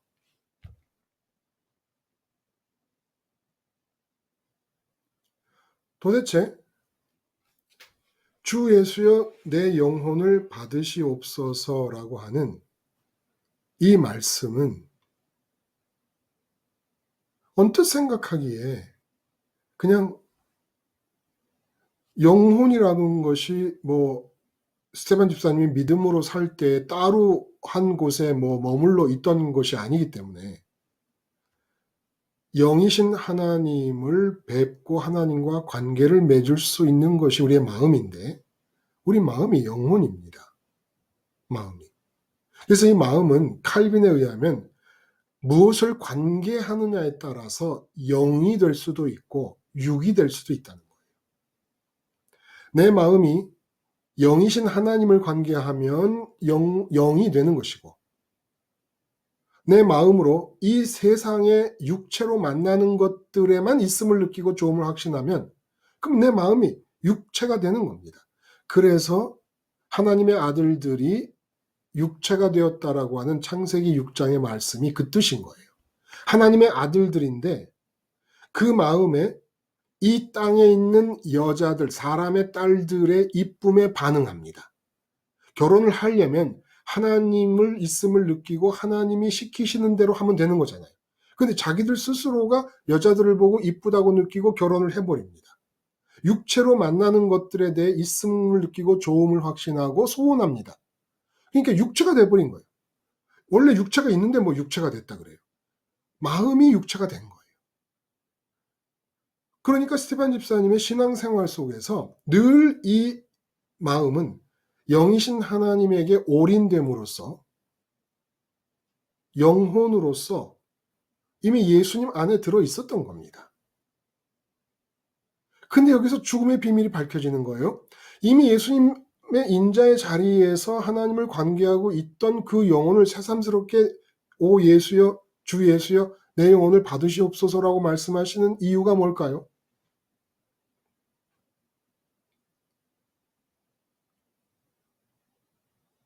말씀드린 대로 아침에 다시 한번 그냥 반복을 해요. 우리가 예수님, 인자 예수님 안에 들어갈 수 있는 길은 육체가 살아있는 동안에 우리 의식이 항상 십자가 예수님께 깨어있는 겁니다. 의식이 깨어있다는 것은 기억한다는 것이고 생각하고 있다는 것이죠. 그러면 내 마음인 영이, 이건 약속이에요. 복음의 약속. 새 언약이라고 그랬잖아요. 그래서 예수님의 죽음을 의식하고 나의 죽음이라고 인정하면, 팩트를 인정하게 되면 언약을 따라서 내 영이 그리스도 연쇄 과정을 거쳐 천상의 상황이 현실로 느껴지도록 승천의 길을 따라 올라가게 된다는 거예요. 그래서 이 땅에 살고 있고 눈이 시어머니를 보고 있는데도 내 마음은 하나님이 현실인 거예요. 시어머니가 현실이 아니라 장경이 말씀하신 대로 그게 약속인 겁니다. 근데 이제 육체가 죽게 된 상황을 알게 됐어요. 그러면 십자가를 의식할 수 있는 내가 없잖아 이제. 육체가 죽으면 의식도 죽는 겁니다. 의식이 끊기는 거예요. 기억이라는 것도 이 사실은 뇌 뒤쪽에 있는 해마, 두 개의 해마가 있어요. 손가락 크기만한 해마. 그 해마가 기억을 하게끔 하는 것입니다. 그래서 내가 주체적으로 기억을 되살리고 십자가를 의식하는 일이 육체가 죽으면 끝나는 겁니다. 근데 마음은 어떻게 됩니까? 이제 마음이 십자가 없이 완전히 예수님 안으로 들어가면서 이 세상과 연결이 끊어진 상태의 내 마음을 하나님께서 안아주신다는 거예요. 아브라함 품에 안겼다 라는 그 비유, 그 거지 나사로 비유에서 아브라함 품에 안겼다라고 하는 말씀대로 아버지 품에 안긴다는 겁니다. 드디어. 그러면서 스테반 집사님의 마음이 하나님 아버지께로 가면서 품 안에 안기니까 광채 안으로 들어가 버렸네. 그림자가 없어지잖아요. 그게 죽음이라는 거예요. 이제까지는 어떻게 생각하냐면 우리가 육체가 죽고 나면 순서를 그렇게 생각합니다. 육체가 죽고 나면 그러면 우리의 영혼이 하늘나라 간다. 이렇게 생각을 한 거예요. 근데 그게 아니고 아버지와 예수님과 성령님께서 삼위일체 되심 안에서 스테반 집사님의 영혼을, 스테반 집사님의 마음을 완전히 영화로운 광채이신 아버지 품에 안으려고 할 때에 이 땅에는 그림자였던 육체가 죽는, 없어지는 일이 발생한다는 겁니다. 육체가 죽은 다음에 영혼이 하늘나라 가는 게 아니고 영혼을 아버지가 영화로운 광채이신 당신의 품에 안음으로써 그림자가 사라지는 것이 육체의 죽음이라는 거예요. 그러므로 육체가 죽는 것은 하나님이 지금 영화로운 광채이신 당신의 품에 내 마음을 완전히 끌어당기시는 상황이기 때문에 벌어지는 일이라는 겁니다. 이걸 지금 보여주시는 거예요. 스테반 집사님이.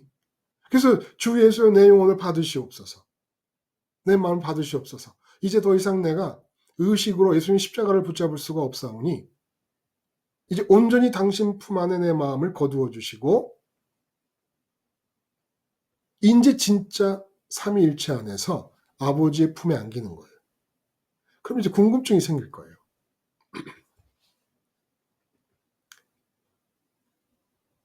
그 전에 십자가를 의식하고 마음이 예수님 안에 갔을 때는 아버지 품에 안긴 것은 그러면 아닌 것인가?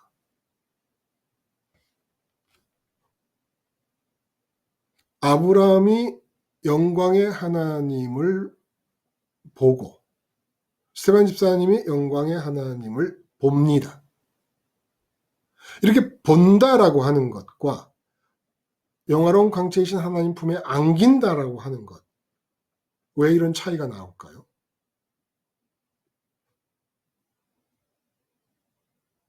왜 이런 차이가 나올까요? 육체가 살아있을 때는 아까 완전함이라는 얘기를 할 때와 연관될 수 있는데, 육체가 살아있을 때는 우리의 과제는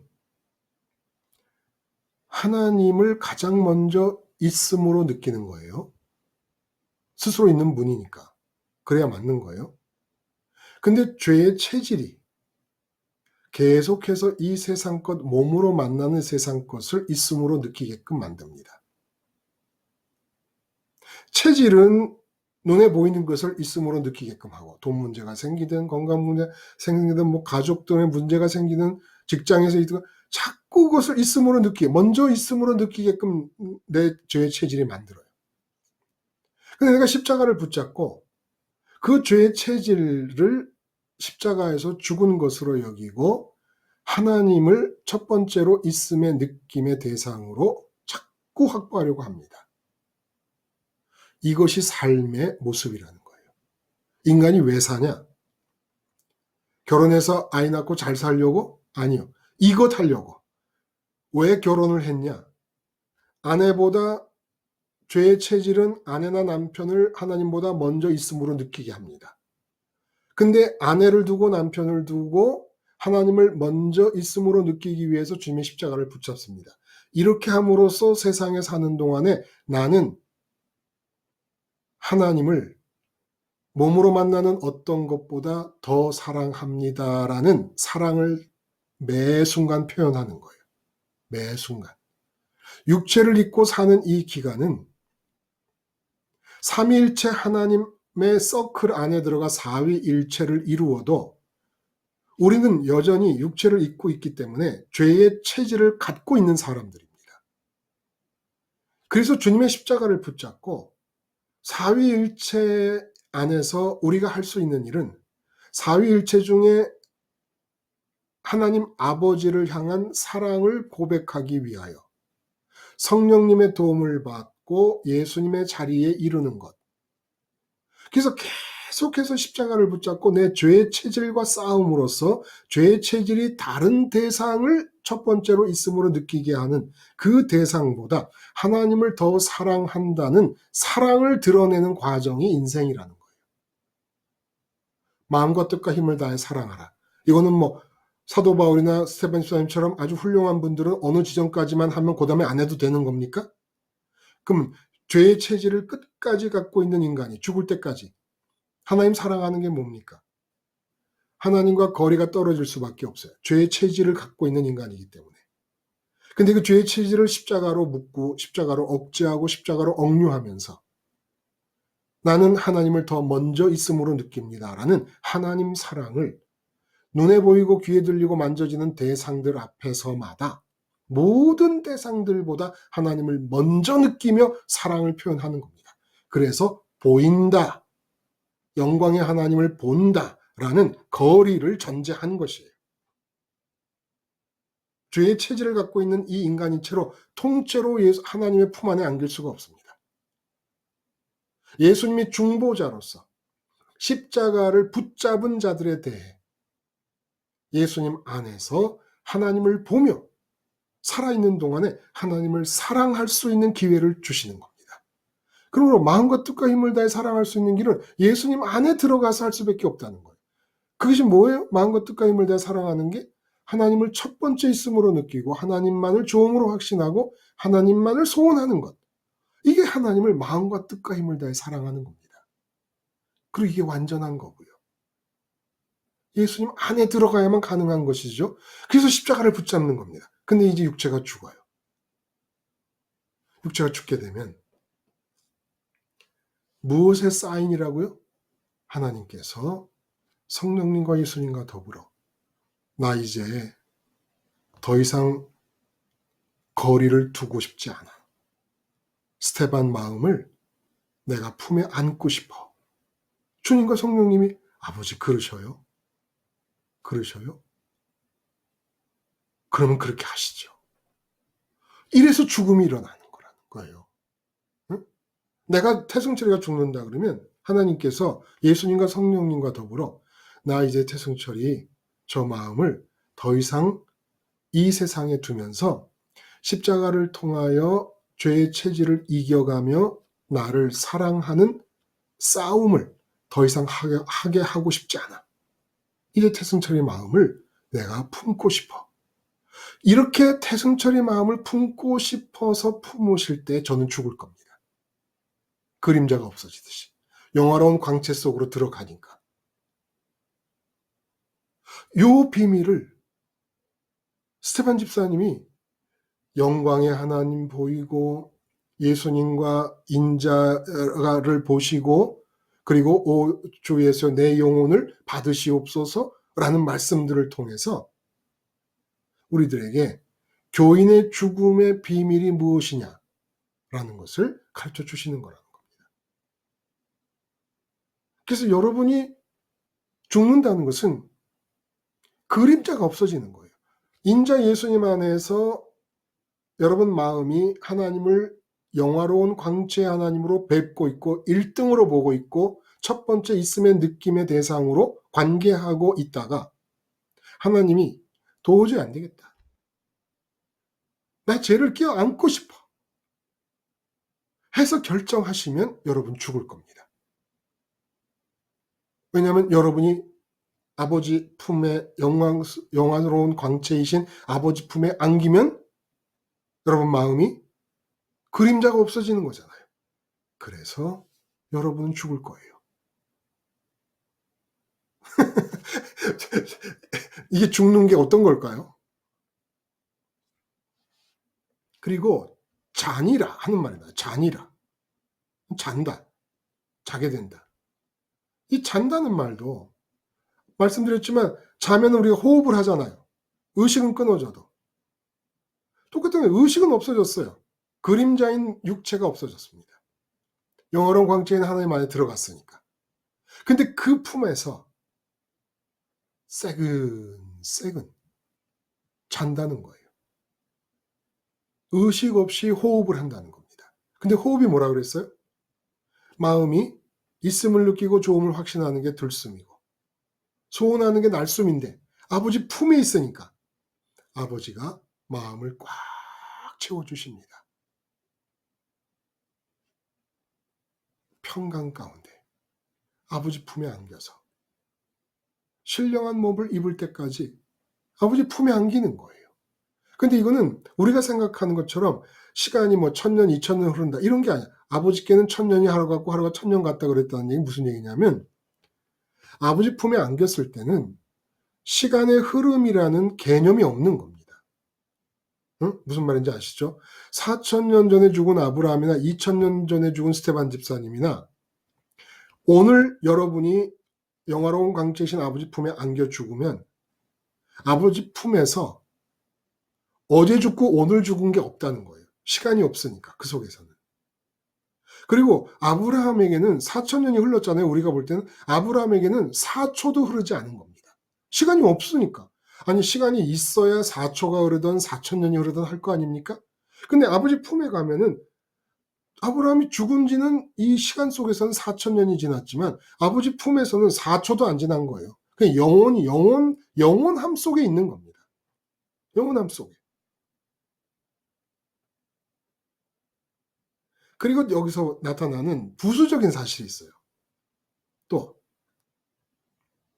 그렇게 인자이신 예수님 안에 우리 마음이 들어가는, 그래서 하나님 아버지를 아직은 거리를 두고 보는 겁니다. 첫 번째로 보는 거예요. 첫 번째로. 영화로운 광채 1등으로 보는 겁니다. 그 상태를 유지하면서 내 삶이 십자가로, 아니 그림자로 이 땅에서 진행될 때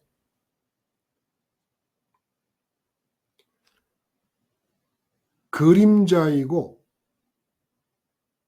실체가 하늘에 있기 때문에 실체를 죽이지 않는 한 그림자는 없어지지 않지 않습니까? 이 세상의 그 누구도 나를 죽일 수 없어요. 사고도 여러분을 죽일 수 없어요. 사고 현장에서 죽는 것은 사고가 죽인 게 아닙니다. 죽음은 그림자가 없어지는 거예요.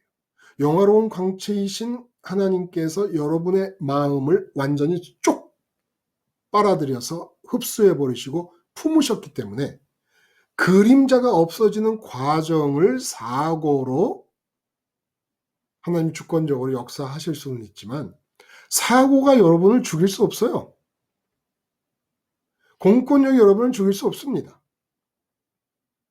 암이, 당뇨병이, 어떤 병도 여러분을 죽일 수 없습니다. 여러분이 죽는다면 이유는 그림자가 없어지는 것이기 때문에 영화로운 광채이신 하나님 안으로 여러분의 마음이 들어가는 바람에 이 땅의 그림자가 사라진 것이지, 이 땅에 있는 어떤 이유 때문에 여러분이 죽을 수는 없다는 겁니다. 생전가도. 무슨 이유가 이 땅에 있는 이유 중에 여러분을 죽일 수 있겠습니까? 여러분의 마음이 인자이신 예수님 안에 들어가 있는데 못 죽여요. 비유를 들었지만 나무의 그림자는 폭탄을 떨어뜨려도 그림자를 죽일 수는 없습니다. 폭탄 때문에 패인 그 땅 위에 그림자는 그대로 남는 거죠. 여러분이 마음을 하늘로 둬서 실체가 하늘에 머물게 되면 이 그림자는 실체가 아니기 때문에 실체를 죽여야 죽이는 거 아닙니까? 여러분의 몸은 그림자라서 아무도 못 죽여요. 지금 사울과 이 헬라파 유대인들은 자기들이 돌로 쳐서 스데반 집사님을 죽였다고 하는 겁니다. 근데 이게 비밀이, 참 기가 막힌 비밀이 드러난다는 거예요. 어떤 비밀이 드러납니까? 오 예수여 내 영혼을 받으시옵소서. 이 한마디가 이제 죄의 체질 때문에 싸워야 되는 시간이 끝나고 스데반 집사님의 마음이, 영혼이 빛 되시는 하나님 안으로 흡수되면서 그림자가 없어지는 과정을 이렇게 만드시는 거구나. 그러면서 이 순교가 의미하는 바가 뭡니까? 교인들에게 가르쳐주는 바가 뭐예요? 몸이 돌에 맞아 죽는 상황이 벌어져도 평강이 깨지지 않는다. 그래서 이 실체가 하늘에 있는 이 사람의 그림자인 몸이 없어지는 상황에서는 지금 이 구조를 갖고 살던 스데반 집사님에게는 자기를 돌로 치는 사람들을 용서하지 않는 게 이상한 것입니다. 아니 내 실체는 천상에 있는데 하나님 있음을 느끼며 하나님 좋음을 확신하고 하나님을 소원하는 그것이 마음이 천상에 올라갔기 때문에 가능한 거예요. 하나님의 있음에 느껴지고 좋음이 확신이 들고 하나님을 내가 돈 문제 앞에서도 건강 문제 앞에서도 그것들 소원하는 게 아니라 하나님을 소원하게 된다 그러면 지금 여러분 마음이 천상에 올라갔기 때문입니다. 그렇게 실제로 여러분에게 실체요 현실이 천상에 있다면 이 땅에서 그림자인 내 삶에서 어떤 원수도 내게 손해를 끼칠 수가 없다는 거예요. 제가 언젠가는 말씀드렸죠. 어렸을 때 아버지와 신바드 만화 영화를 봤는데 그 신바드에서 악당인 마술사는 칼로 찔러도 안 죽습니다. 왜 안 죽냐 하면은 심장을 빼서 마술사답게 심장을 빼서 저 산속에 머리가 7개 달린 그 뱀이 지키는 동굴 속에 심장을 넣어놨기 때문에 아무리 이 인간 세상에 남아있는 육체를 칼로 찔러도 이 마술사는 죽질 않는 거예요. 그러니까 이 신바드가 공주를 구해야 되는데 이 마술사를 죽여야 공주를 구할 수 있으니까 그 깊은 산 속에 들어가서 머리 7개인 뱀들을 죽이고 동굴 속에 들어가서 마술사의 심장을 팍 찌르니까 아 하고 죽습니다. 드디어. 우리는 실체가 하늘에 있기 때문에 우리에게 무슨 손해를 끼칠 수 있는 사람이 없어요. 이 몸을 죽일 수 있는 사람도 없어요. 우리의 마음, 우리의 인격의 핵심인 실체가 하늘에 있기 때문에. 절대로 이 세상에 있는 어떤 이유 때문에도 여러분의 몸은 그림자이기 때문에 없어지지 않습니다. 실체, 여러분 인격의 실체인 마음이 발광체이신, 영화로운 광체이신 하나님 품으로 들어가야 비로소 여러분의 육체는 없어지고 죽게 됩니다. 그리고 이 땅에 사는 동안에 내 인격의 실체인 내 마음에 하늘에 가 있기 때문에 내게 궁극적으로 손해를 끼칠 수 있는 사람이 아무도 없습니다. 지금 스테반 집사님의 죽음의 현장이 우리에게 가르쳐 주시는 비밀들이 한두 가지가 아닌 거예요. 스테반 집사님처럼 할 수가 없지만 지금 당장 근데도 배울 수 있는 것은 돌에 맞아 죽어도 아무에게도 원망이 안 생기고 아무런 아쉬움도 없게 되고 평강이 깨어지지도 않는다는 거예요. 돌에 맞아 죽는데도. 돌에 맞아 죽는데도. 왜? 지금 이 죽음의 순간이 있는 이유는 내 마음의 인격적 실체인, 내 인격의 실체인 마음이 빛 되시는 하나님 안으로, 그렇게 소원하던 하나님 안으로 들어가 하나님으로 채워지는 역사 속에 있기 때문에 없어지는 것이니까.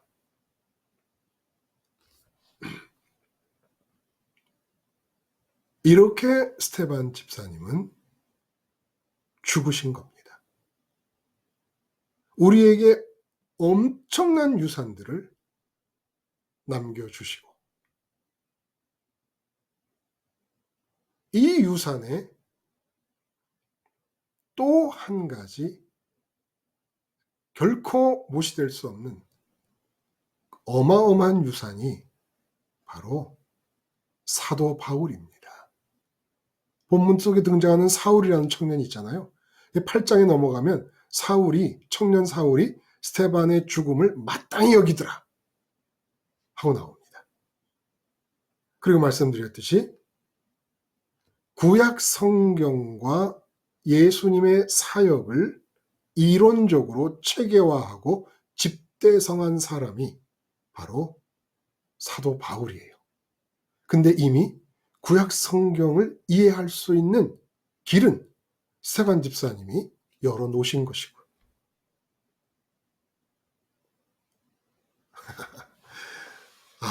스테반 집사님, 응?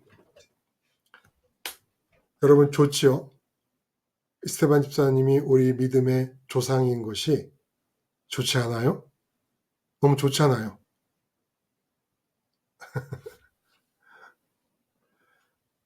혹시 뭐 하실 말씀이 더 있으실까요?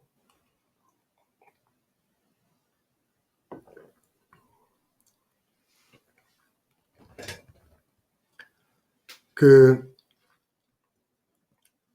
잔다고 하는 이 영이 잔다라고 할 때 잔다 영이 푸뉴마라고 하는 것이 이제 헬라의 영이에요.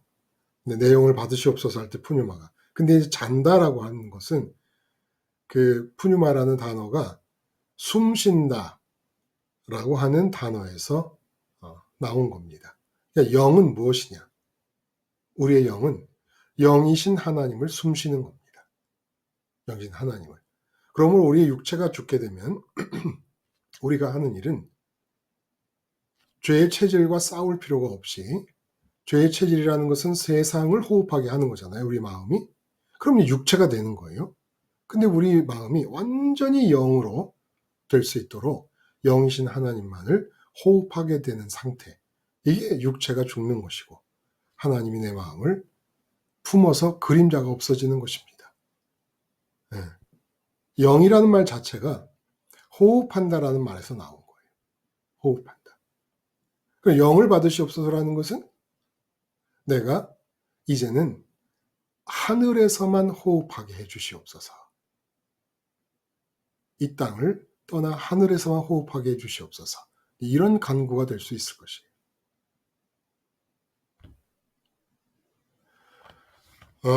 오늘 그 김순희님 할례 언약에서 완전함이라고 하는 단어에 주목하셔서 우리가 얘기를 거기서 풀어갈 수 있었습니다.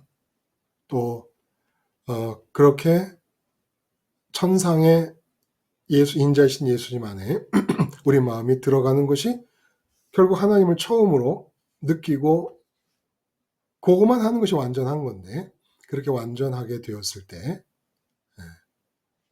실제 삶의 현장은 어떻게 진행되고 돌아가는 것인가 라는 것에 대해서 장기용님이 가족들의 모임을 통하여 이렇게 간증을 잘 해주셨고, 또 우리 이 광야교회, 예수님과 하나님의 천상의 관계, 이 관계를 위해 광야교회가 어떻게 필요한 것인가 라는 것도 샤론님이, 광야는 사람들, 인간 세상에서 좋아하는 아무것도 없는 곳인데 오직 하나님만을 있음으로 느낄 수밖에 없는, 하나님 앞에서 행할 수밖에 없는 현장이었다. 그래서 광야 교인이 필요하다. 이런 말씀을 함께 말씀을 하는 사역에 참여를 해 주셨습니다. 세 분이 감사드립니다. 오늘은 그 샤론님이 기도를 도맡아서 계속 하셨는데, 오늘은 김순희님이 기도를 하실 수 있겠어요? 네. 네. 기도하시겠습니다.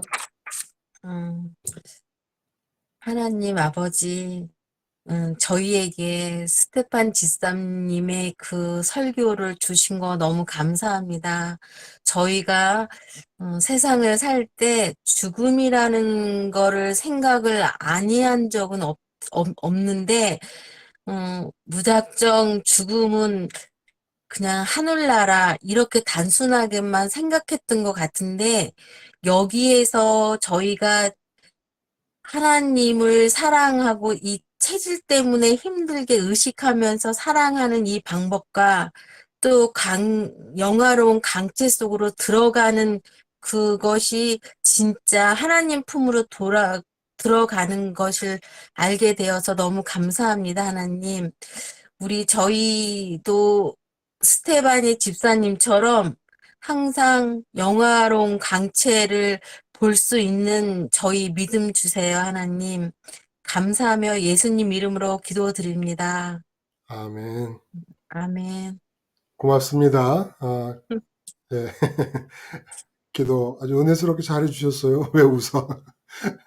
또 다음 시간에 뵙겠습니다, 여러분. 좋은 밤 되세요.